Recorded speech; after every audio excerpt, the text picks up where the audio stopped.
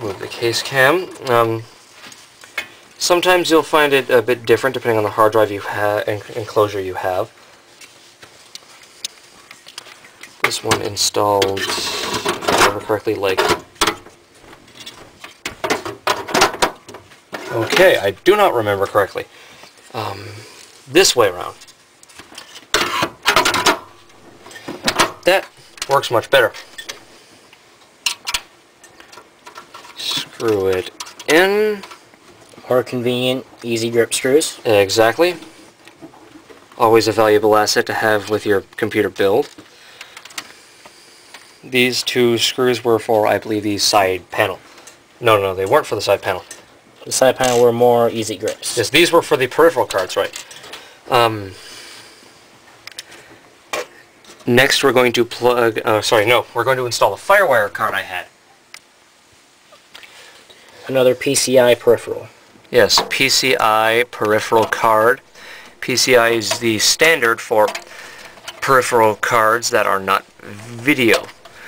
Normally it just goes in straight down like that. You may notice that in this computer they are green, and most other computers that I have seen, they are usually white.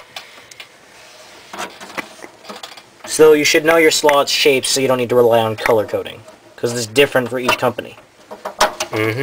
Such as this motherboard is blue, whereas the last one we showed you was green. And the one that I have at home is a red color. Yes, the one that Kuros has is red. Next we're going to install this fan. Simple, easy task. System fan plug right there. Front audio,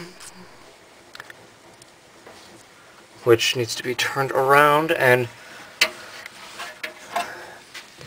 depending on how old and used the cord is, it's sometimes irritating.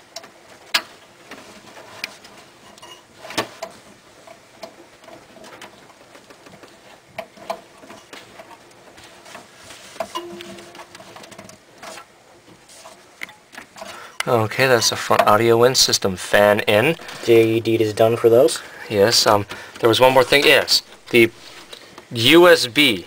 The USB front panel. The USB ports you usually have on the front or top of your computer plug in into a separate place on the motherboard. This one is more than just a USB panel. It is also a multi-card reader. Thankfully, it all just plugs into the same slot. That's USB 2. We should plug that into USB 1. Not sure if that makes much of a difference, but... It makes no difference at all. Just in case. Now, it is always good to be safe and more safe than sorry on things like that. Very. That's why we paused the recording to clarify with the installation of the CPU. Even with people who are trained professionals, there are still sometimes people mess up. People make careless mistakes and it ends up costing them hundreds of dollars in hardware. We try to avoid things like that because we don't have the money to replace it. By far, no. My parents will kill me if I screw up. Right, what are we installing now? This is the G-Skill RAM. And if you'll notice on the RAM, it has a notch, it has a long side and a short side. You just line that up to the long side and short side of your socket. It also came with this protective coating. We want to get that off of there.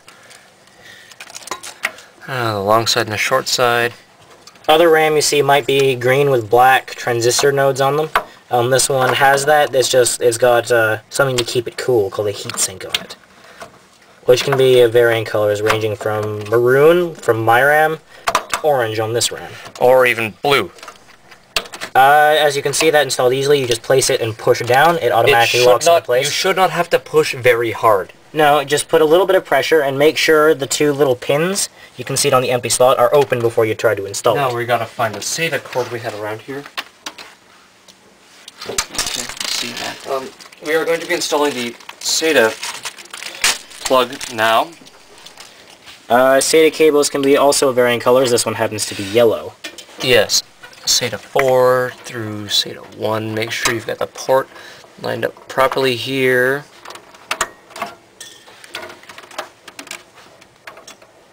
And that just plugs onto the short port on the back of the drive. Alright guys, we're going to have to replace the case cam because the other one's running out of time. Of course, let's give this one. You may recognize this as my cube if you've watched my YouTube videos.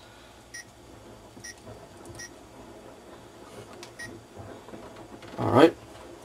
It is now recording. So we're going to stick that in over here-ish. Hereabouts. And we are going to put in an IDE cable, also known as PATA, parallel ATA. Not as new as serial ATA or SATA, but still effective, which is why some new motherboards still have it. Most new motherboards still have it because people often use at least one PATA thing. The last thing we're going to install now will be, of course, power supply. PSU, or power supply unit. Yes. I've already explained to you what this does. When I was building my computer, this was the most annoying thing to install. Okay, that... What?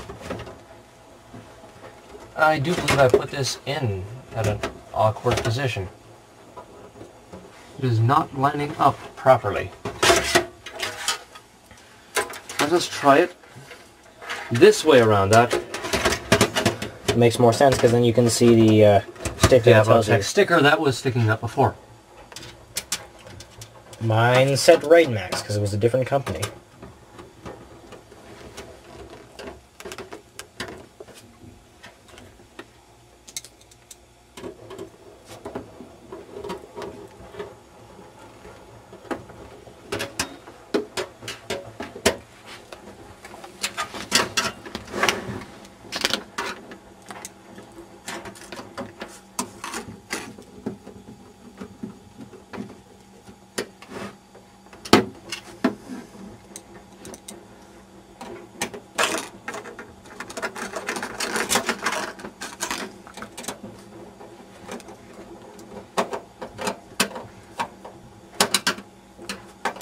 And I believe that was the last screw.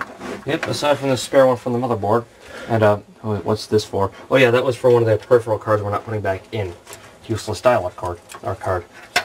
Cord. Okay, time to untangle these. And power everything up. Not quite yet. Oh yeah, you have to plug everything in first. Mm-hmm.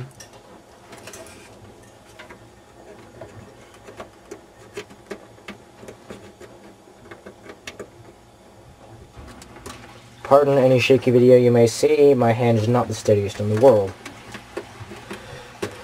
Still likely steadier than mine. Only 20. Short and use 20 plus 4. 20 plus 4 is on most newer motherboards. Yes. 20 is for most older motherboards. Make sure that's in, and bring the Molex power connector, older than the SATA power connector. You use usually in conjunction with IDE devices. Yes. Though there were some early SATA devices that supported Molex connectors. I don't doubt it, but I've never seen any.